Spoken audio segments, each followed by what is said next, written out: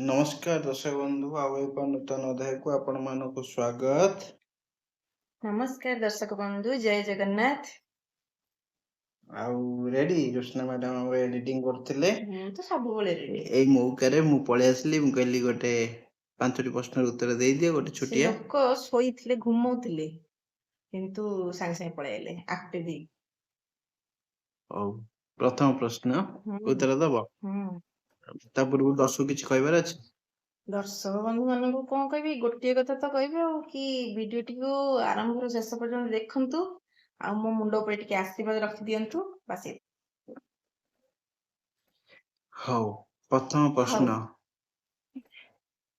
କିଏ 24 ଘଣ୍ଟା କାମ କରେ କିନ୍ତୁ କେବେ ଥକେ ନାହିଁ? 24 ଘଣ୍ଟା କାମ କରେ? 24 ଘଣ୍ଟା? ସମସ୍ତେ ଥକି ପକାନ୍ତି। ସେ ଥକେ ନାହିଁ, 24 ଘଣ୍ଟା ସେ କାମ କରି ଚାଲିଥାଏ।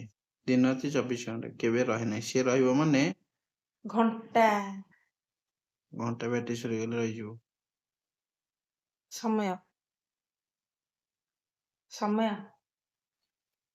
ସମୟ ଗୋଟେ ଦୃଷ୍ଟିରେ ହବ, କିନ୍ତୁ ଆମ ଶରୀରରେ ମସ୍ତିଷ୍କ ନାଇଁ, ଆଉ ହାର୍ଟ। କେଉଁ ଫଳ, ସିଏ ଏମିତି କେଉଁ ଫଳ ଯାହା ସବୁଠାରୁ ମିଠା? ସବୁଠାରୁ ମିଠା? ଜମା ଖଟା ଲାଗିବନି? ନା। ଫଳ ବାନାନା? ଆଉ ଚେରି? ନା, ତାଠୁ ବି ଫଳ ମିଠା ଅଛି। ତାଠୁ ମିଠା ଅଛି? ମୁଁ ଯେତିକି ଖାଇଛି ସେତିକି କହିପାରିବି ନା। ଆଉ ଆପେଲ ତ ଟିକେ ଖଟା ଲାଗିବ, ଅରେଞ୍ଜ ବି ଟିକେ ଖଟା ଲାଗିବ, ଖଟା ମିଠା। ପଣସ ତାପରେ ଆମ୍ବ, ଯାହା ଅଛି କହିଦେଇଯାଅ। ପଣସ ଆରେ ପରିଶ୍ରମର ଫଳ। ହଉ, ନେକ୍ସଟ ପ୍ରଶ୍ନ, କେଉଁ ଖେଳରେ ଲୋକ ପଛକୁ ଗଲେ ଜିତିଥାଏ? ପଛକୁ ଗଲେ? ପଛକୁ ଗଲେ ଜିତିଥାଏ, ଆଗକୁ ଆସିଲେ ହାରିଥାଏ। କବାଡି। ପଛକୁ ଗଲେ କେମିତି ଜିତିବ? କବାଡି ଅଲଗା, ସ୍ୱତନ୍ତ୍ର। ଆଗକୁ ଯାଇକି ଟଚ୍ କରି ଆସିବ, ସେଇ ଖେଳ କିନ୍ତୁ ପଛକୁ ଯିବ।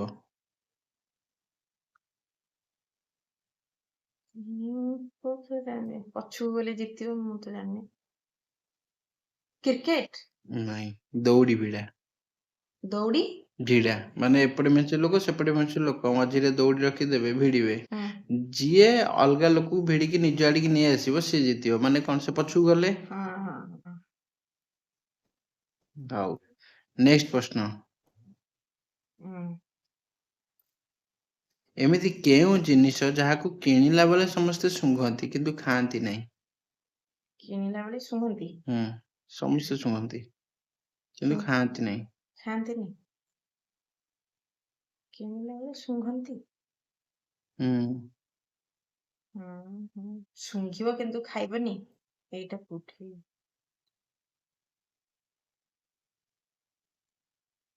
ଆମ୍ବ ଖାଇବ,